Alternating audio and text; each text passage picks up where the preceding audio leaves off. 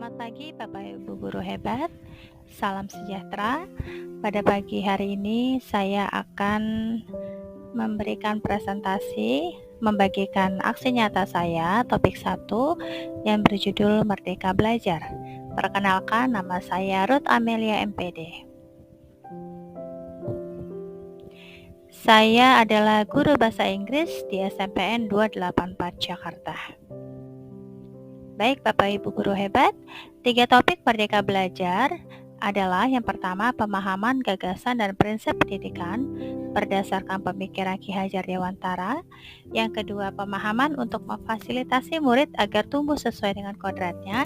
Dan yang ketiga penerapan pembelajaran yang memerdekakan murid.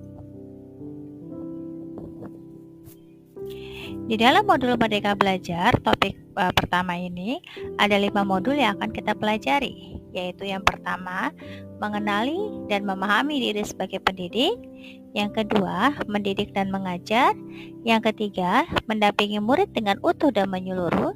Yang keempat, mendidik dan melatih kecerdasan budi pekerti. Dan yang kelima, pendidikan yang mengantarkan keselamatan dan kebahagiaan. Modul 1. Mengenali dan memahami diri sebagai pendidik. Hal penting dalam modul 1 yaitu sebagai pendidik, tentu sudah seharusnya kita mampu mengenali karakteristik dan kebutuhan murid. Akan tetapi, hal yang paling mendasar juga harus dimulai dari diri sendiri, yaitu mengenali kekuatan dan kelemahan diri. Apa peran saya sebagai pendidik? Guru berperan sebagai fasilitator pembelajaran yang didukung oleh kompetensi profesional, pedagogik, kepribadian, dan sosial. Yang menjadi guru seperti apa saya?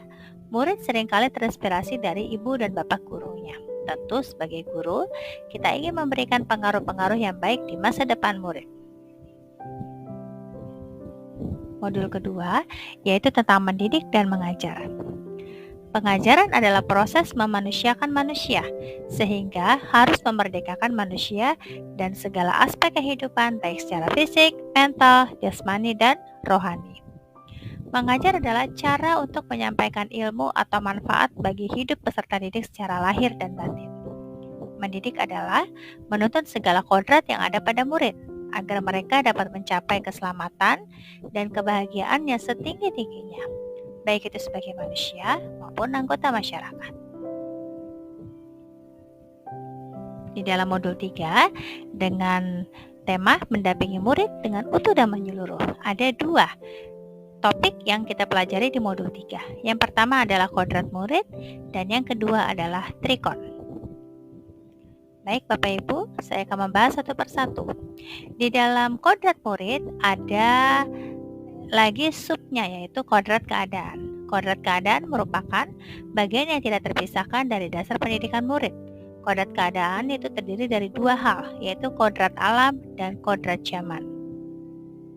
Yang kedua adalah kodrat alam.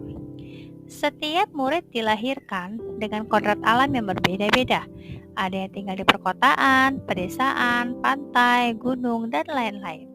Kita sebagai guru diajak untuk memahami kodrat alam masing-masing murid dan bagaimana memberikan pengalaman-pengalaman belajar sesuai di mana murid tinggal. Kodrat zaman.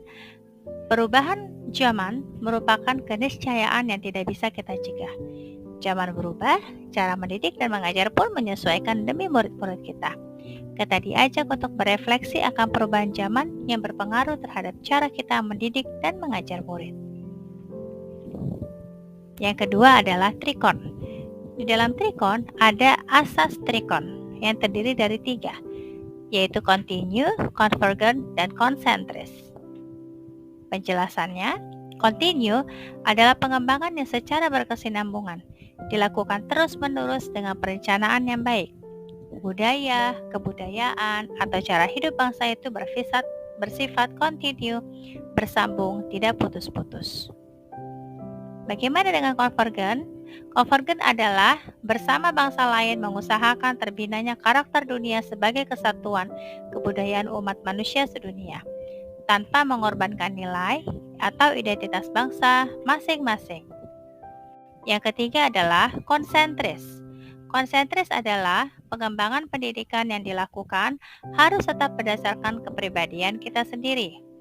Tujuan utama pendidikan adalah menuntut tumbuh kembang anak secara maksimal sesuai dengan karakter kebudayaannya sendiri.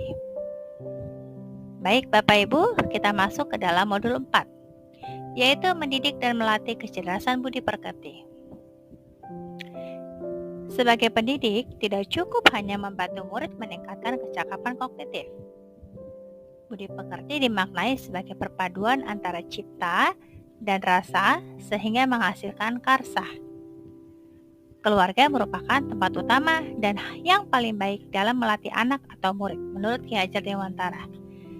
Kecerdasan berpikir murid harus dapat mengembangkan budi pekerti atau watak murid yang tidak hanya dibentuk di sekolah, tetapi dalam keluarga dan lingkungannya. Baik Bapak Ibu, kita akan membahas modul kelima, pendidikan yang mengantarkan keselamatan dan kebahagiaan. Ki Hajar Dewantara mengenalkan sistem Among sebagai suatu metode pendidikan yang menekankan pada proses pembelajaran yang dikenal dengan Ing Ngarso Sung Tulodo.